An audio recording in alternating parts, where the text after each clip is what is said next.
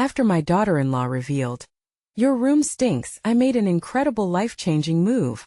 Frank had always taken pride in his home, and especially in the little construction business he built from the ground up. It was a source of joy for him, not just a livelihood. He put in sweat and tears day in and day out, and his wife Mary often joked that all the hard work was going to pay off someday. But as he watched Melissa stroll into his living room for dinner that night, a simple phrase threatened to tear apart everything he believed about his hard-earned legacy. "Your room stinks." Her words hit him like a punch to the gut. The laughter from the dining table felt like a distant echo as he realized the sting of judgment had pierced his pride. In one moment, Frank felt everything he built tumbling down. The musty scent from his seldom-used office was more than just a combination of old books and dusty tools. In that startling second, it represented the life he had lived and the sacrifices made for his family. "I'm just saying it like it is," Melissa continued, oblivious to the waves of emotion crashing against Frank's self-worth. To her it was just an offhand comment, but for him it felt like a declaration of failure. Suddenly, feelings of inadequacy bubbled up. How could his daughter-in-law think so little of him? His heart raced. What if his son Chris felt the same way? What if his whole family stood behind her words? That evening, Frank nestled into his worn recliner as silence replaced conversation. Shadows danced around him, whispering doubts. He recalled a time when they would sit at the same table, sharing dreams instead of barbs. Each glance at the chipped paint on the walls now dripped with disappointment. "Before we continue, I need to let you know about something important that's happening. YouTube has been making changes to the system, and many people are losing notifications from channels they follow. If you're enjoying the content, hit that bell and mark all notifications so you don't miss the next videos. And if you can drop a like, it really helps me with reach. Seriously, it makes a difference. Oh, let me know in the comments where you're watching from. I'm always curious to know who's on the other side of the screen." Now let's continue. Walking the neighborhood in the crisp autumn air, Frank came across his kind-hearted neighbor, Mr. Johnson, who quickly noticed the shadows on Frank's face. The men exchanged stories over cups of steaming coffee.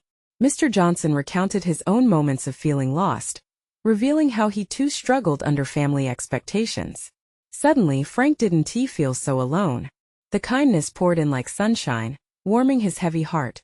Spurred by newfound purpose, Frank rolled up his sleeves and began decluttering not just that musty room, but his entire life.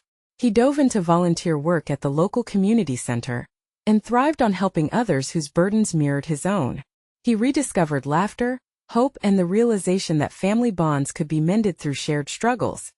But just as he started finding his footing, the community center faced a funding crisis. A threat loomed over his newfound sanctuary. The tension was palpable, and discussions grew heated as neighbors rallied. Frank felt the tug of responsibility growing in his chest. As he stood up to address the crowd, old wounds with Melissa and Chris resurfaced, but he felt ready. Here in this moment, surrounded by friends and community, he held the keys to his journey. Carrying hope in one hand and weariness in the other, Frank prepared to speak not just to his neighbors but to his family too. Would he let the stench of judgment linger?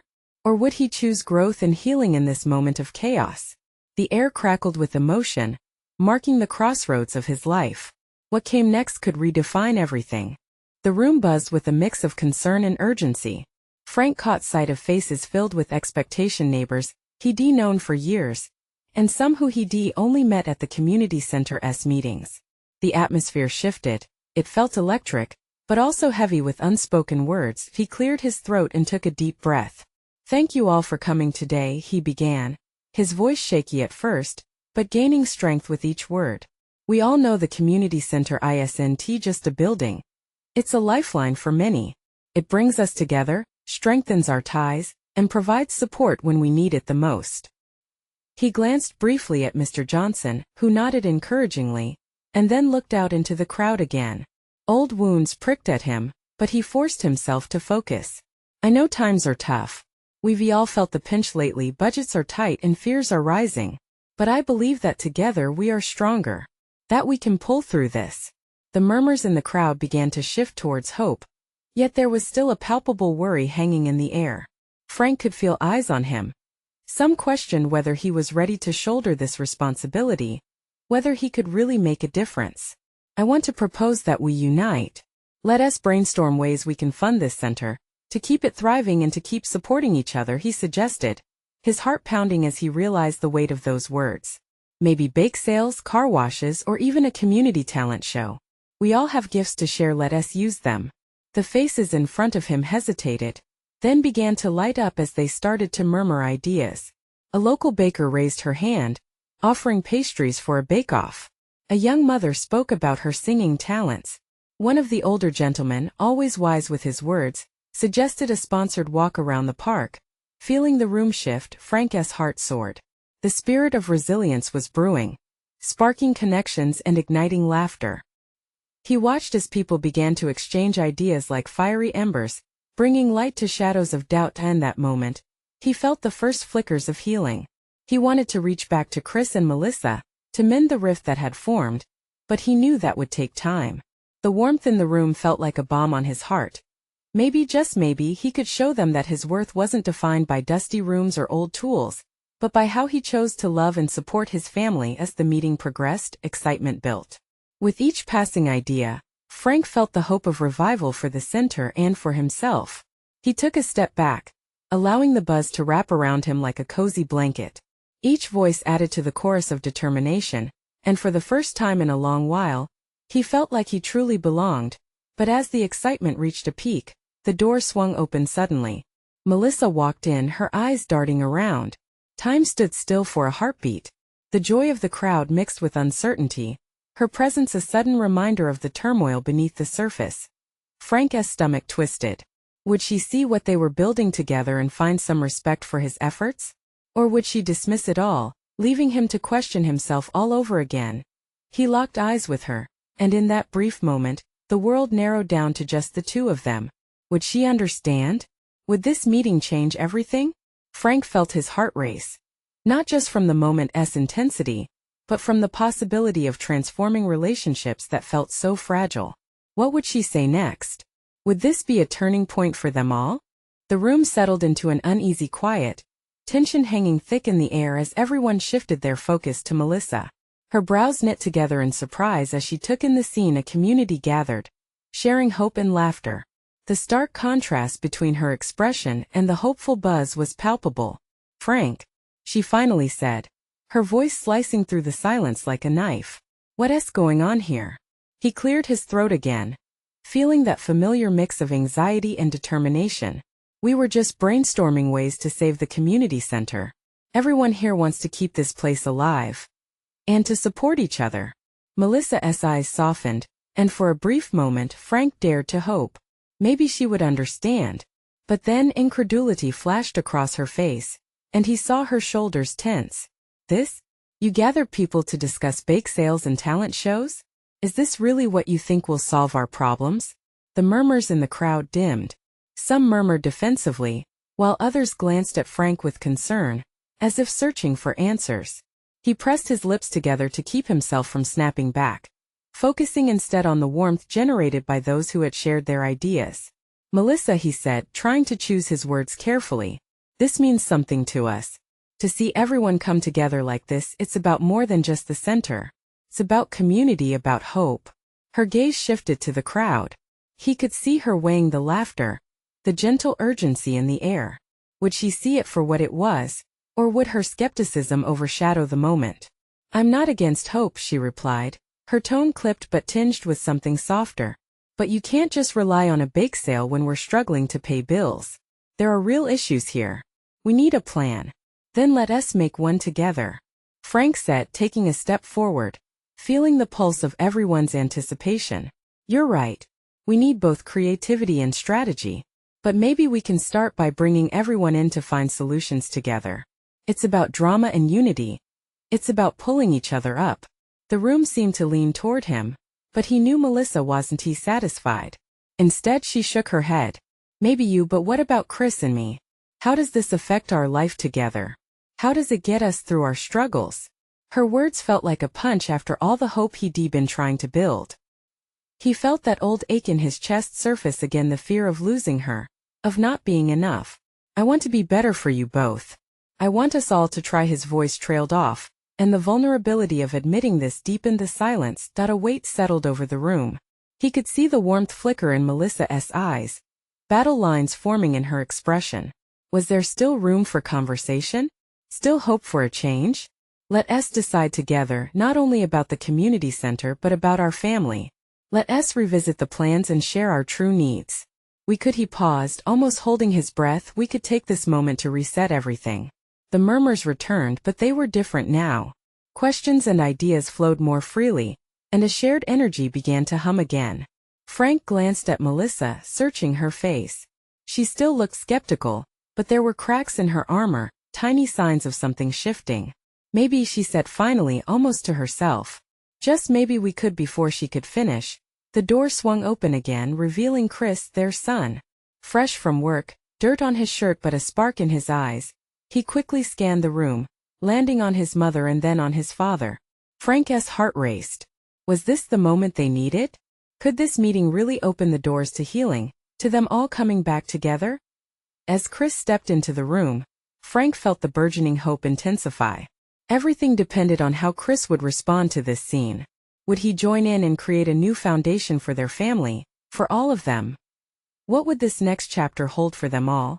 Chris stood at the threshold, a hesitant smile breaking through the dirt on his cheek. He looked confused yet curious, absorbing the unusual energy that filled the room. It was a sight he hadn't seen in a while, his parents in a tangle of emotions, surrounded by neighbors, all entwined in a common purpose. Taking a deep breath, he stepped forward, moving past the glances of those in the room. "Hey everyone," he called out, his voice brightening the atmosphere that had been heavy just moments before. "What's all this about?" Frank glanced at Melissa, hoping for a moment of connection, a shared glance that acknowledged what was at stake. Chris's arrival had shifted the dynamics. It felt like a weight had lifted, even if only slightly. "We're discussing how to save the community center. It's important to all of us and we want to include everyone's ideas," Frank explained, letting his excitement bubble over. Chris nodded slowly, glancing around at the various faces, some a mix of worry and hope, others filled with determination. "So, are we really relying on bake sales and talent shows to save it? Because it sounds like a comedy waiting to happen." There was a lightness in his voice, and a smile began to form, but Melissa cut in. "Where did you even come from, Chris? You're covered in dirt." She tried to hide her exasperation, but it flickered like an open flame. "How do you expect to help around here if you can't keep clean?" Her words struck hard, like a sudden chill descending in summer. The tension returned, and the laughter was suddenly hollow. Chris's smile faltered, casting a shadow across his bright disposition. "I was working, Mom. Just got off the job. Thought, no one's questioning your efforts, Chris," Frank interjected, stepping in to smooth things over. "We're just trying to figure things out as a family and as a community." Melissa crossed her arms, her lips pressed tight. "Right now we need action, not distractions. If you're going to talk about being part of this family, then you need to step up and help." There it was, another slide down the rabbit hole of frustration. Chris's brow furrowed, and Frank could see the disappointment in his son's eyes. How did it come to this? Why did they always end up like this, tangled up in their words? "But the community is important to me too," Chris said softly, his face growing serious. "I might not have all the ideas yet, but I want to help." He turned his gaze to the crowd, finding support in their nods. Melissa's posture relaxed slightly, but doubt still lingered in her eyes. "Ideas are great, but action is greater. This needs to be tangible." A silence fell and Frank felt the pulse of uncertainty again. The weight of expectations hung heavy as everyone waited for clarity. "What if," Chris began, his voice gaining confidence. "What if we organize a community cleanup day? We could ask people to pitch in, clean up outside, fix the center, and then hold our bake sales. It would show everyone we care." The spark in his voice was contagious, and he looked at his mother, trying to appeal to that dormant hope. Melissa's expression flickered. "Okay, maybe. But we need structure, we can't just wing it." "Let us build that structure together," Frank suggested, feeling the tide shift. He could see the small thaw beginning to melt the ice between them with Chris's idea. "You, me, and Chris, the three of us working together, planning something real." A spark of understanding sparked in Melissa's eyes, a glimmer of what could be if they moved past the hurt. But doubt still held her. Would this be enough for them? Would they truly commit to change? As the room buzzed with the beginnings of conversation, Chris's gaze darted between his parents, searching for that unity he missed so much. Could they truly find common ground? Or was this yet another false dawn? The air crackled with an electric tension as they all clung to this life raft of hope. Would they embrace it, or would fear pull them under again? The excitement in the room grew as Chris's idea started to take shape. People murmured among themselves, tossing out suggestions and fueled by a mix of eager hope and lingering doubt. Each voice added a unique color to the conversation, slowly blending into a vibrant picture of action. Frank looked at Melissa, searching her face for signs of softening, for the flicker of hope he desperately wanted to see. "Maybe we should set a date for the cleanup day," shouted Mrs. Henderson, known for her sunny disposition despite her stern exterior. "How about next Saturday? That gives us a whole week to get the word out." "Yeah," Chris exclaimed, enthusiasm spilling over. "If we can get some flyers made and go door to door, I bet we'd have more people than we think." Melissa watched the mingling of excitement around her, and felt a wave crash over her, a mix of pride and uncertainty. It was familiar territory. She had been here before, eyes on the prize but stuck beneath the weight of past failures. "All right, but let us not get too carried away. We still need a plan," she said, her voice firm, though a little softer than it had been. "Who's in charge of what?" Chris stepped forward. "I can handle the flyers. I know some kids in the area who can help distribute them. And maybe we can get pizza for those who join up. Everyone loves pizza." He grinned, and it felt like the first crack in ice. Melissa nodded, more receptive now. "Okay. And we'll need supplies. I can reach out to local businesses to see if they'll donate trash bags or tools. I'll take care of that." "Great," Frank added, his spirit lifting with each point they laid out. "I'll handle the social media announcement. If we can get the word out online too, we'll reach even more people." As they swapped ideas, Chris couldn't help but feel his heart swell. His family was connecting, breathing together again in this moment. The air buzzed with possibilities, and the tension of earlier was starting to fade. But deep down, Chris sensed the fragility of it all, worried that it could slip away. "Wait," someone in the back piped up. It was Mr. Thompson, the ever-persistent skeptic of the neighborhood. "Is a cleanup going to be enough? What if we do all this work and still lose the center? We need a backup plan." Chris's chest tightened. The excitement began to waver as doubt cast a long shadow over everything they built. "I think the cleanup is our first step. Shows we care. If we can rally the community around this, maybe we can brainstorm ways to secure funding." Or he paused, searching the room for support. "Or host events to bring people in. Like a fundraiser," Mrs. Henderson suggested. "We could have a mini festival. Music, food stalls, yard sales, something to get people excited." Frank felt a wave of relief flood through him. That's it. Building something from the cleanup. A festival can not only raise funds but strengthen our community. Everyone loves a reason to gather. Chris glanced at his mother, watching her eyes glisten with something unspoken. Could they really turn this tide together? He needed her to believe, as he now believed, that they could. Yet somewhere in the back of his mind, doubts crept in again. What if this kindness was just a flash in the pan? He didn't want dreams that slipped through fingers. As the night wore on, the momentum felt tangible, and voices melded into plans. But on the fringes of Chris's consciousness lingered the question. Was it enough this time?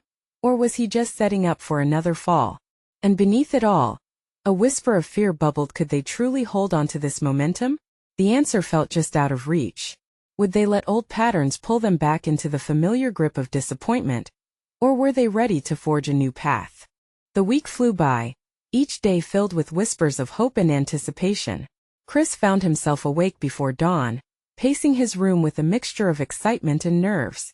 He had printed flyers, gathered supplies, and even rounded up a gaggle of kids from the neighborhood who wanted to help. They were all in, ready to tackle the cleanup. But just beneath that energy, like a constant hum, was that familiar shadow of doubt. Saturday arrived, bright and sunny, a perfect day to bring the community together. Chris stepped outside and took in the sights and sounds, the chatter of neighbors, the laughter of kids playing, birds chirping. The air felt electric, buzzing with potential. But then he remembered Mr. Thompson's words. Was this really enough? At the park, Chris was met with a mixed crowd. Some people were already setting up tables while others congregated around the food truck that had arrived, its familiar smell wafting through the air. His heart jumped when he spotted his mom carrying a box of supplies, determination on her face. Gave him a boost. Maybe this wouldn't be just another fleeting moment. "Hey Chris," Melissa called out, waving excitedly. "Get over here. We need your help lifting these tables." As they worked alongside volunteers, neighbors, friends, and even some unfamiliar faces, Chris felt the walls of doubt start to crumble. They laughed as they set up colorful banners and arranged makeshift stalls for art displays and local crafts. He caught sight of Mr. Thompson at the edge of the park, armed with garbage bags and a smile. It surprised him. The man seemed committed now, but the real surprise came when a loud cheer erupted. Chris turned to see a caravan of children, their arms loaded with trash bags filled with litter from the park. "Look what we found!" One of the kids yelled triumphantly, the bag dangling from their small hands, full to bursting. "Way to go! That's amazing!" Chris shouted back, unable to hide his pride.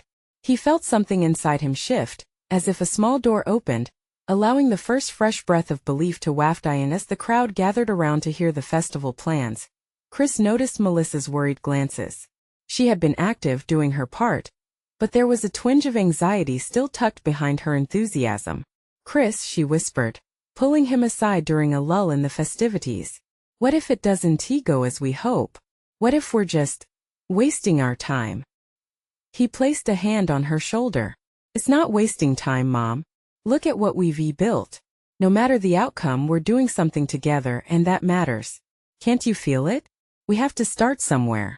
At that moment, Chris saw a small glimmer of that flicker of hope in her eyes. It wasn't fully lit, but it was there. Just then, a local band set up their instruments and began to tune, bringing everyone's attention back to the main area. Music filled the air, laughter bounced off the trees, and for the first time, Chris dared to dream that they were on the path to something wonderful. As the festival kicked off, the sun began its descent, painting the sky in hues of orange and pink. Chris stood back, taking it all in. Community members chatted, some lined up for food, others played games. It felt alive, the spirit of unity swirling around them. But amidst the joy, a creeping worry still played in his mind. What would happen next? Then, just as he allowed himself to feel a precious moment of peace, a loud crash echoed from one of the booths. Chris turned sharply, dread washing over him. What could possibly go wrong now? Would the festival stand strong, or was it about to fall apart before his eyes? As he raced towards the sound, he couldn't shake the feeling that everything they had built might come crashing down or transform into something even greater. Chris sprinted toward the commotion, his heart racing. A crowd had already gathered around one of the booths where a stack of plates had toppled over, sending food flying everywhere. The laughter and music faded, replaced by the worried murmur of adults and the scattered gasps of kids. "No, no, no," Chris thought, panic setting in. The booth was for homemade baked goods, and the entire table was now a colorful disaster zone with cookies and cake splattered on the ground. The cheerful setup transformed into chaos in seconds. He pushed his way through the crowd, desperate to assess the damages. Toward the center of the mess stood Mrs. Jenkins, a local baking enthusiast and beloved figure in the community. Her hands were on her hips, but even in the calamity, there was a look of resilience etched on her face. "It's okay, everyone. We can fix this," she called out, trying to rally the spirits of onlookers.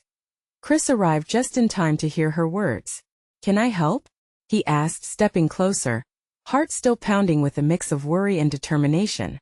"Of course, dear. Grab some napkins and help me clean this up." The urgency in her voice snapped him back to focus. He found the napkins and together they began picking up the mess.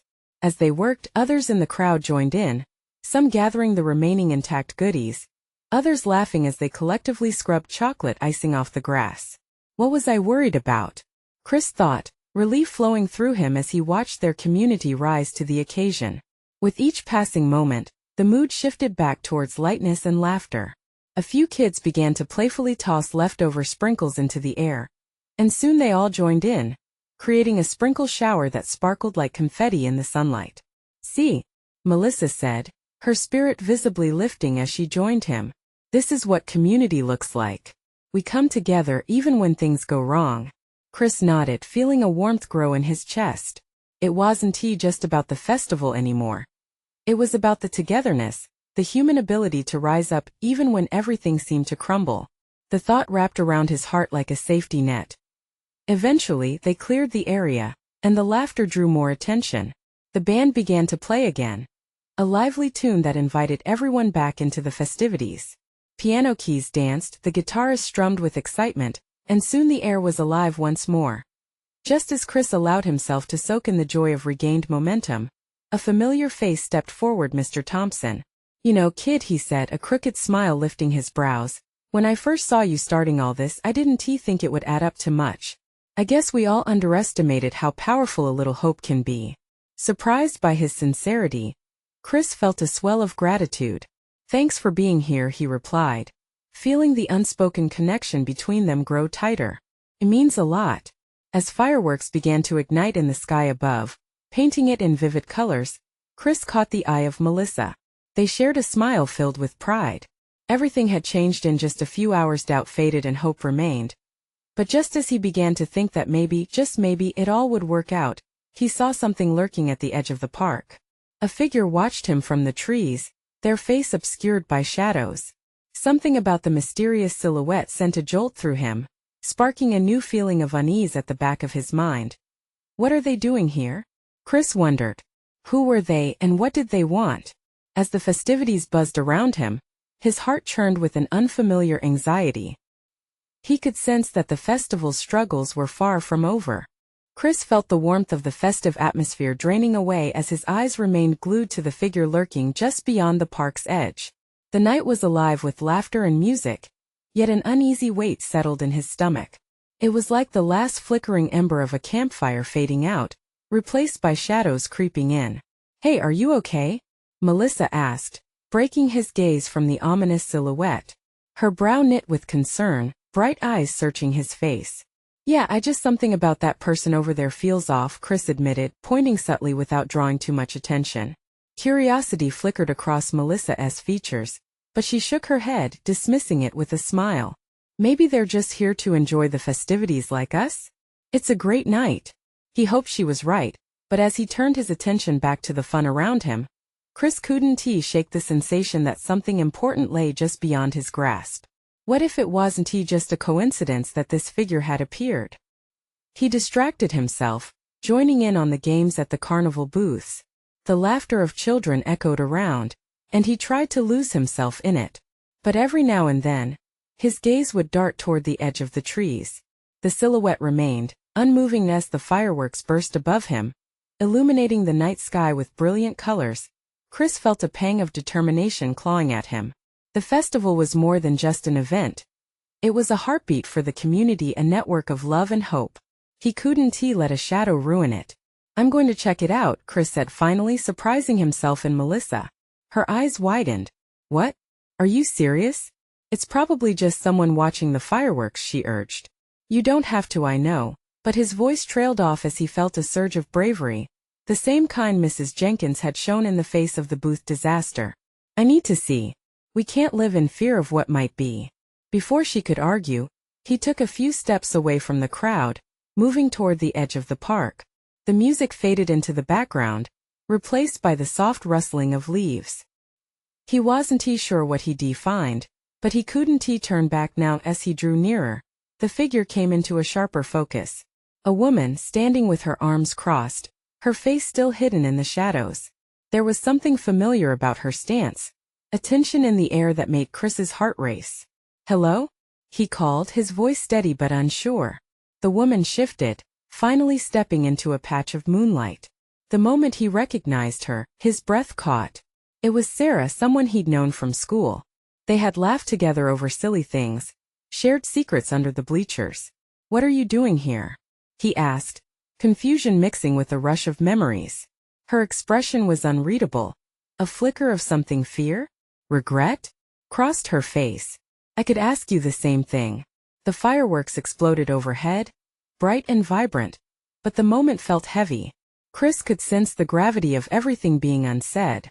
Life had moved on, and yet here they were, back in the same conversation they'd always avoided at in that suspended silence. He realized they were standing at a crossroads, one that could change everything. As a new firework filled the sky with dazzling light, Chris felt a spark within himself. Perhaps the festival wasn't just an escape. It was a chance to reconnect, to confront the past that had woven itself into their present. "What is going on, Sarah?" "We need to talk," Chris said, the urgency in his voice pulling her gaze, forcing the distance between them closer. And just as he thought they might finally break through the silence, a loud crash echoed from somewhere behind them, pulling their attention back toward the festival. Chris's heart dropped. Was something else going wrong after all? With unexpected dread, he glanced back to see chaos stirring in the crowd. Was trouble creeping back into their night? And could they handle this new challenge together? Chris's heart raced as he turned toward the festival, the chaotic sounds of laughter now mingling with a rising murmur of discontent. People were scattering, some looking confused, while others shouted for help.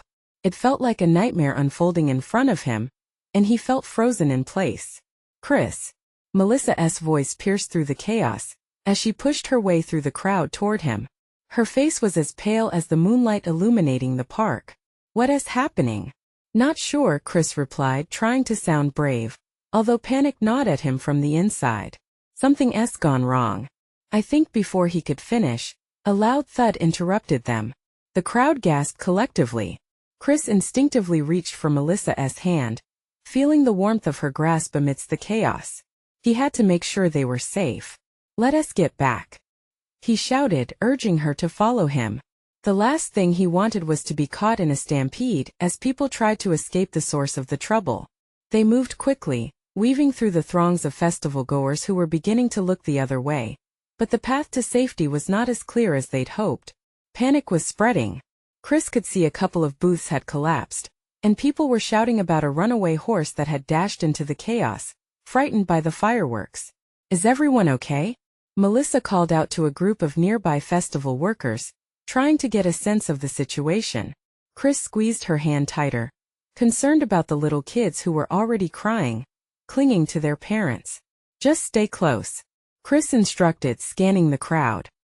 He noticed the figure of the woman, the one he had approached moments ago, standing still, watching. She seemed uneasy, almost as if she was a part of the unfolding horror. "Sarah," he called, voices drowned by the panic. "Are you all right?" Her eyes darted to him, reflecting fear, but then something else, recognition, maybe even support. "Chris," she answered, her voice steady despite the chaos. "I think we need to help them." "Help them?" Chris could hardly contain his thoughts. Shouldn't they be finding a safe place? The last thing they should be doing was rushing back toward the danger. But then he noticed a group of kids, all wide eyes and trembling hands, lost, standing on the outskirts of the crowd. "They need us," he said slowly, his heart breaking. Memories of their own childhood, filled with laughter and carefree days, surged through his mind. He couldn't let them feel alone in this moment. "Okay, fine." Melissa squeezed his hand back, as if to lend him strength. "But we have to be careful."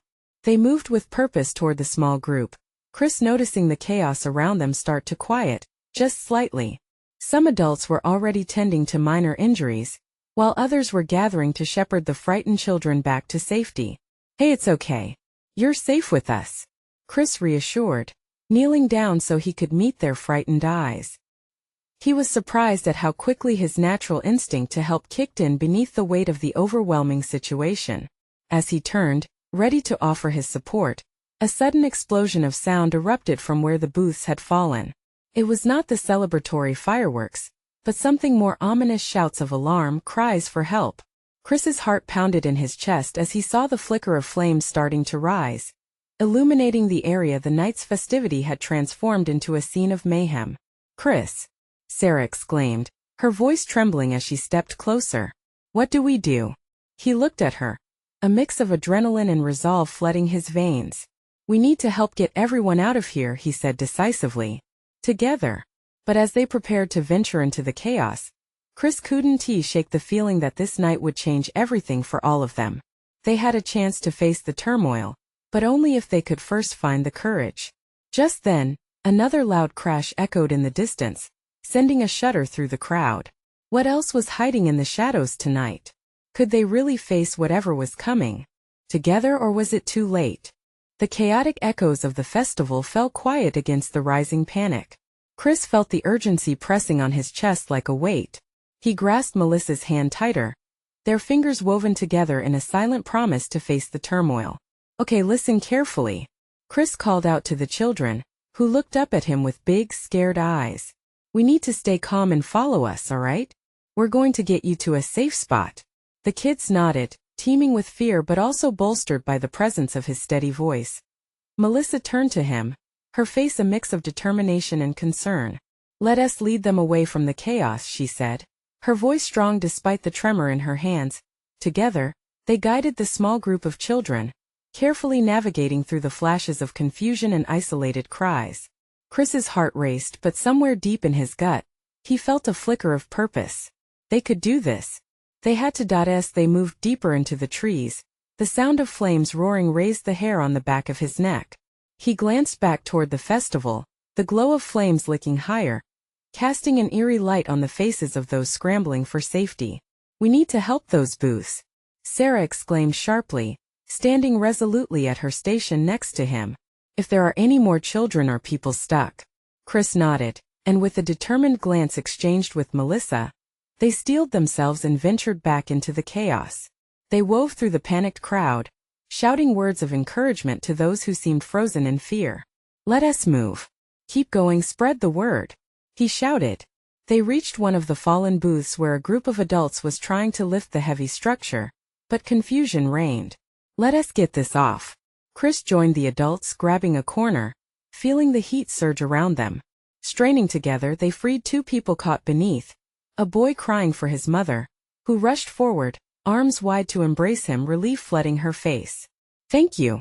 Thank you, she whispered, tears streaking down her cheeks. Keep moving, Chris encouraged, feeling pride flicker wildly in his chest. The flames danced menacingly, but they were still here. They were still fighting.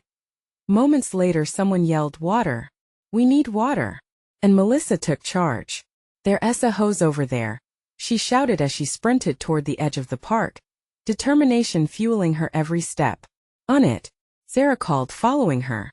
As Chris turned to assist another group avoiding the blaze, he found himself catching a glimpse of his father Frank, determination etched onto his face as he directed the rest of the community to form a bucket brigade. The crowd was transforming, rippling with purpose, as one by one they joined hands, passing buckets of water from the nearby creek. Together, Frank exclaimed, the spirit of unity infecting everyone gathered. Chris felt his heart swell as a strong wave of resilience flooded through him, buoyed by this sense of community, no longer trapped in shadows of judgment and fear. He and Melissa fell into a rhythm, the cries and cheers intertwining with the splashes of cool water. Together they doused the fire, the needed relief sweeping over them all as the last flicker of flames diminished. The cheers of survival swept through them, people embracing one another, critical hands clasping in gratitude. It was transforming, lifting the weight of despair and replacing it with something new, a shared experience of triumph. But amidst the chaos, Chris locked eyes with Melissa, and an understanding passed between them. They weren't just building a community. They were stitching together the frayed threads of their own family. Let us go find Dad, he said, pulling her close as people began to settle. Right, she agreed, her smile breaking through the tension. Together, they made their way to the front lines, where Frank still stood, rallying the crowd. The earlier doubts melting away like the smoke in the air. As they approached, Frank's eyes lit up. You two made it. I was worried, he exclaimed, relief flooding his expression. We're okay, Chris reassured him, feeling like a surge of warmth was filling the gaps in their familial bonds. We helped with the kids. Frank beamed with pride, pulling them both into a tight embrace. I have never been prouder, he whispered, and Chris felt tears prick at the corners of his eyes. That night, amid the embers and remaining buzz of the community's spirit, they shared stories unearthed from the rubble of fear. Together, they began to forge a plan to rebuild not just the booth, but the essence of connection that had always made their community their strength. As the last of the fireworks fizzled, Chris stood strong beside his family, acknowledging how far they'd come through adversity. They clung tightly to the belief that they could face anything together. In that tender moment, beneath the cloak of stars, Chris felt a whisper of profound truth settle into his heart. Sometimes, you have to confront the darkness to truly embrace the light.